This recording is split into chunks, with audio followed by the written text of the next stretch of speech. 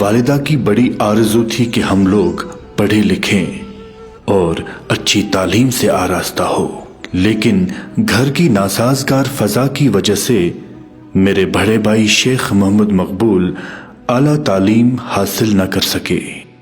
انہوں نے حمدانیہ model school کی ہیڈ ماسٹری سنبھالی اور ان کا مشاہرہ 9 روپے فی ماہ مقرر ہوا، جو ان دنوں بڑی بات تھی۔ میرے دوسرے بھائی شیخ غلام محی الدین 5ویں سے آگے نہ پڑھ سکے اور ان کو گھر میں ہی رفوگری کے کارخانے میں کام پر لگا دیا گیا تاکہ وہ بھی کچھ کما سکے۔ ان دنوں مسلمانوں میں مدرسے کی تعلیم حاصل کرنے کا رواج بہت کم تھا۔ ان کو اپنے بچوں کو تعلیم دلانے سے دلچسپی بھی نہیں تھی، جس کا بڑا سبب مسلمانوں کی غریبی اور ان کے تئیں حکومت وقت کی حوصلہ شکنی اور بے نیازی تھی۔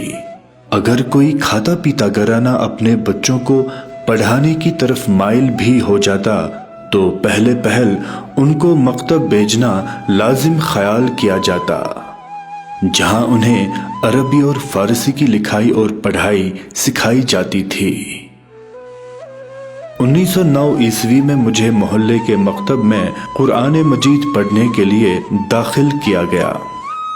ہمارے استاد کا نام آخوند مبارک شاہ صاحب تھا۔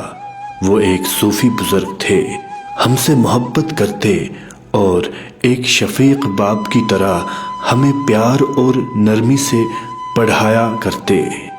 آخوند صاحب کی اہلیہ اوتن جی کہلاتی تھی۔ وہ ہم کو ایک شفیق ماں کی طرح پالتی پوستی اور کھلاتی پلاتی۔ ان دنوں شاگرد کو ایک استاد اپنے اولاد کی طرح پالتا تھا اور پیار و محبت سے پیش آتے تھے، اور کچھ اس طرح شاگرد کے دل و دماغ میں ایک استاد تعلیم کی لگن کو زندہ کرتا تھا۔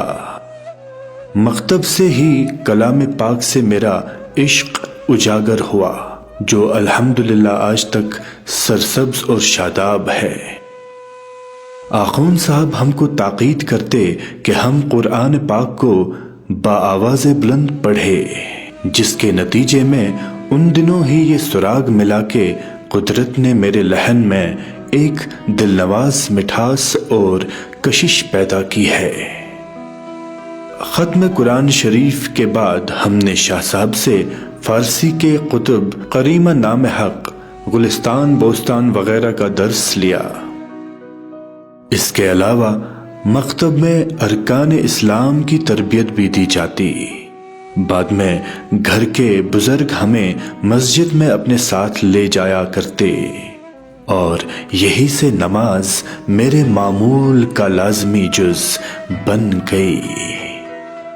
اقتدار کا ایوان ہو یا زندان کی خلوت، ہر مقام پر نماز نے مجھے سہارا اور سکون دیا ہے۔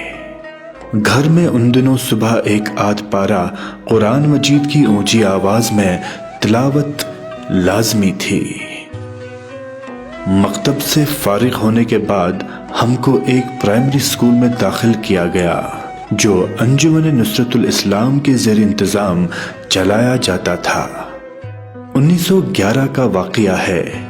یہ سکول ہمارے محلے کے نواح میں یعنی نوشہرہ کی بستی میں قائم تھا، لیکن یہاں کے انتظام اور طریقہ تعلیم سے مایوس ہو کر میں نے اپنی بستی کے نزدیک محلے ویسرناگ میں منتقل ہونا چاہا۔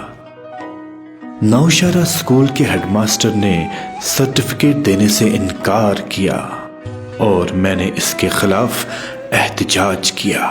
یہ احتجاج میری عمر کے طویل جدوجہد کا پہلا سنگ میل ثابت ہوا۔ میں نے اس نامعقول روش کے خلاف نصرت الاسلام کے ذمہ دار اراکین اور دیگر عہدیداران کے ساتھ انصاف کی گہار لگائی، لیکن انصاف نہ مل سکا۔ پھر کسی طرح ویسرناگ سکول کے ہیڈ ماسٹر میرے آڑے آتے اور میرا شوق دیکھ کر انہوں نے مجھے سرٹیفکیٹ کے بغیر اپنے سکول میں تعلیم جاری رکھنے کی اجازت دی۔ اس مہربان استاد کا نام حسام الدین تھا اور وہ حول سری نگر کے باشندہ تھے۔